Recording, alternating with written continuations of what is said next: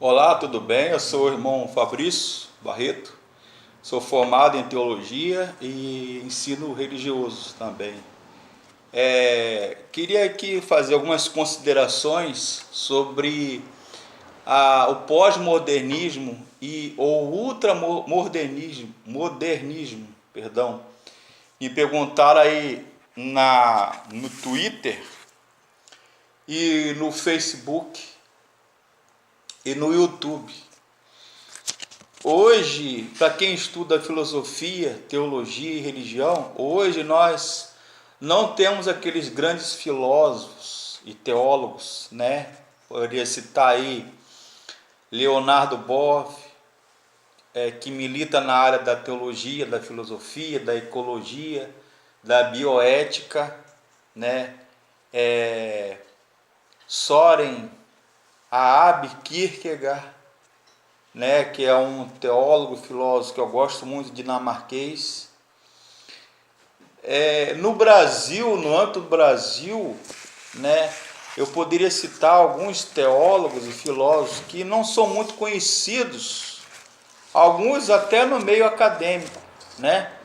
Por exemplo, o filósofo Antônio Gramsci, né, Alceu Amoroso Lima, Tobias Barreto, que militavam também na área do direito, né?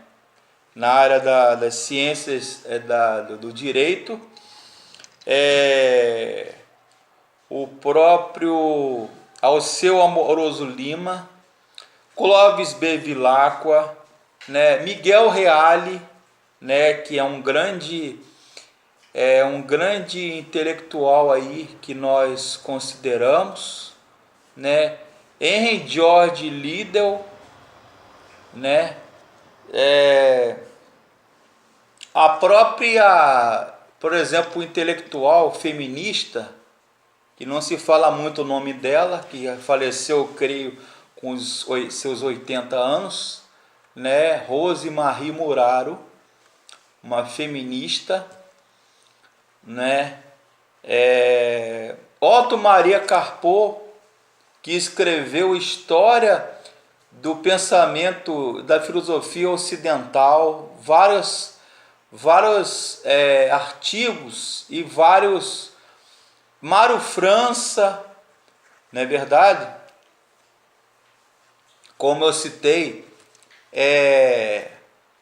o grande pensador e também sociólogo, antropólogo, educador, né? Darcy Ribeiro, professor Darcy Ribeiro, né? O próprio Paulo Francis, entre outros aí, né? Nós vemos aí alguns vultos, alguns pensadores.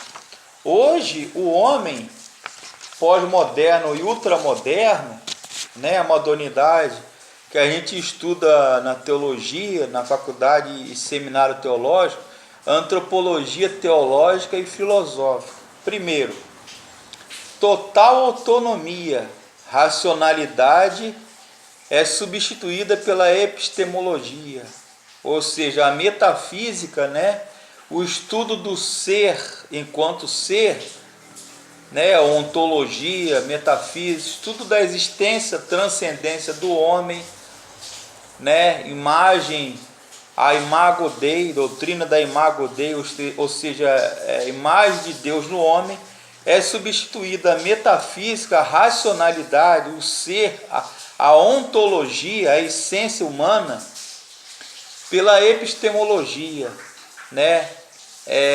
Pelas ciências chamadas naturais, um pluralismo, né?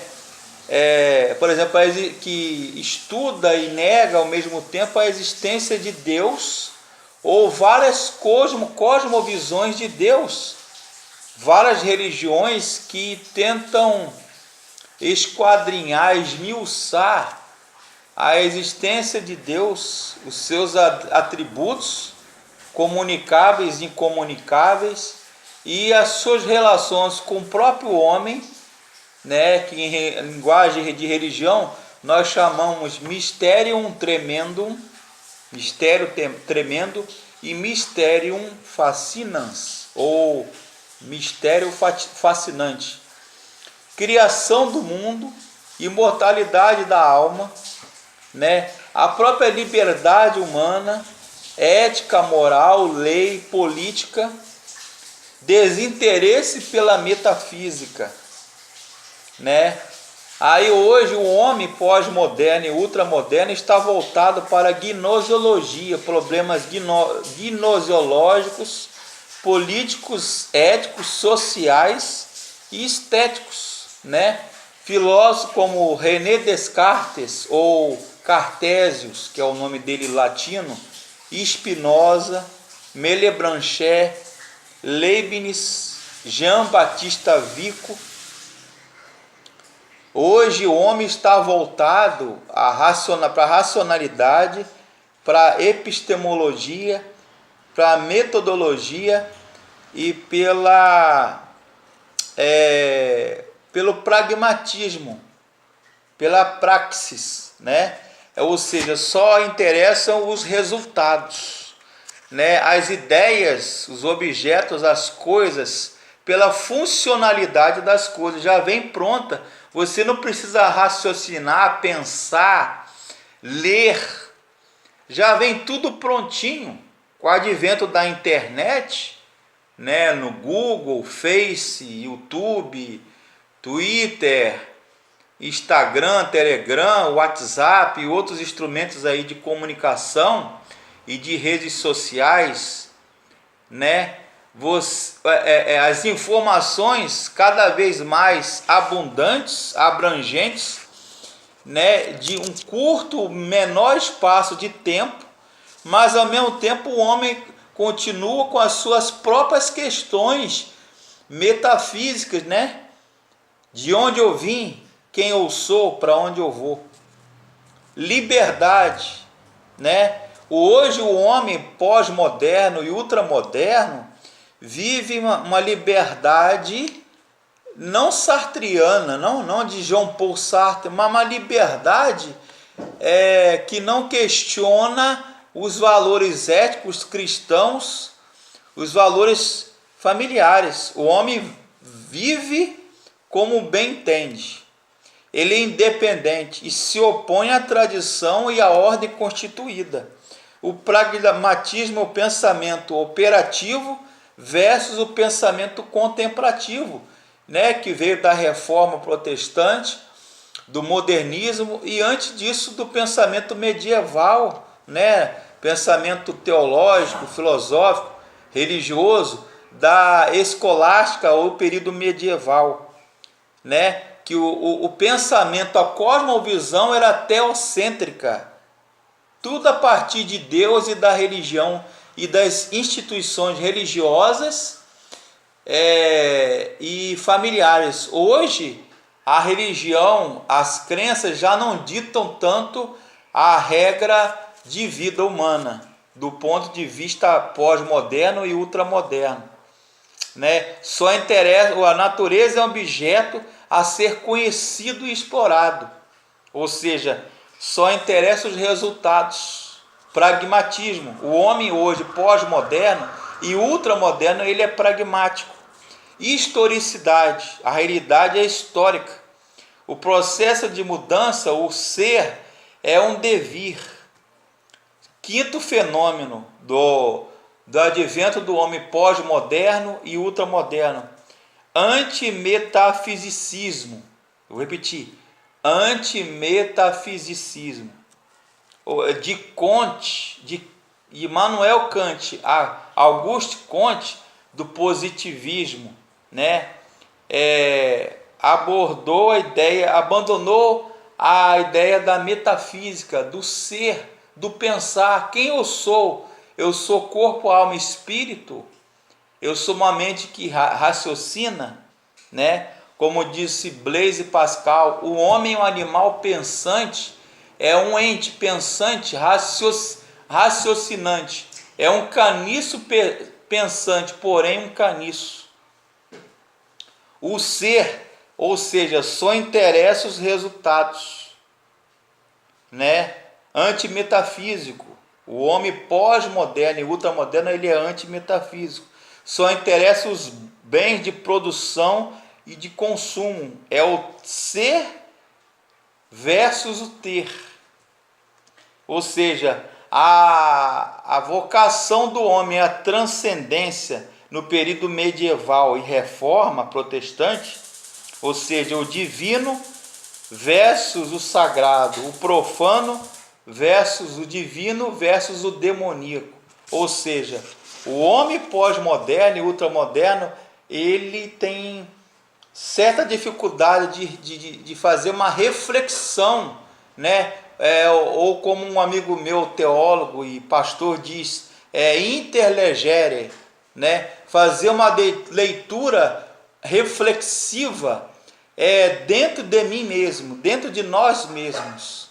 Parar um pouco para saber a minha transcendência, de onde eu vim e para onde eu estou indo. Será que existe vida após a morte? Será que existe um pós-vida no além-túmulo? Ou como o Søren Kierkegaard, é uma frase que eu gosto muito dele, que ele diz que a ressurreição, para quem é cristão e acredita na ressurreição e em Jesus, em Deus, na alma, quem é cristão, Kierkegaard, ele fala o seguinte: a ressurreição é o anjo da morte ao lado da sepultura. Por quê? Depois que morreu, acabou tudo? Não. A Bíblia diz que é um abrir, é um fechar de olhos aqui na terra e um abrir de olhos no céu, ou no além-túmulo. Existe vida após a morte, existe alma, existe um espírito. A Bíblia fala muito disso aí. O fenômeno chamado morte, como diz Batista Mundim, filósofo e teólogo católico, é a caducidade do ser, algo biológico que cessou, o coração parou de bater, a mente parou ou morreu, houve morte cerebral ou biológica, né? Mas teologicamente falando, a gente diz que a morte é o desprendimento do espírito e da alma do corpo. É como o sopro, o elan vital, o princípio vital. O homem deixou de ser alma vivente num corpo, como diz os filósofos, né, epicuristas, epicureus, estoicos. O corpo seria a bainha ou invólucro, casulo da alma, prisão da alma. Então a alma se desprende da sua prisão do corpo, mas ainda existe a essência da pessoa, que é o princípio divino, alma e espírito. Então, vamos recapitular. O homem pós-moderno e ultramoderno, sociedade pós-moderna, ela se caracteriza por antidogmatismo, né? Pluralismo, total autonomia do ser humano ou dependência da divindade ou de Deus, desinteresse pela ontologia ou pela metafísica, né? Uma ênfase total à epistemologia e metodologia, como as coisas funcionam, a funcionalidade das coisas, liberdade, historicidade e antimetafisicismo, ou seja, é contra o pensamento da transcendência, razão de ser, o ser enquanto ser, ontologia e metafísica das coisas, ok? Um abraço aí. Quem quiser ver esse e mais outros vídeos, eu estou no YouTube, no Facebook, no Telegram, né? No Instagram e no WhatsApp, ok? E no Twitter também. Boa tarde.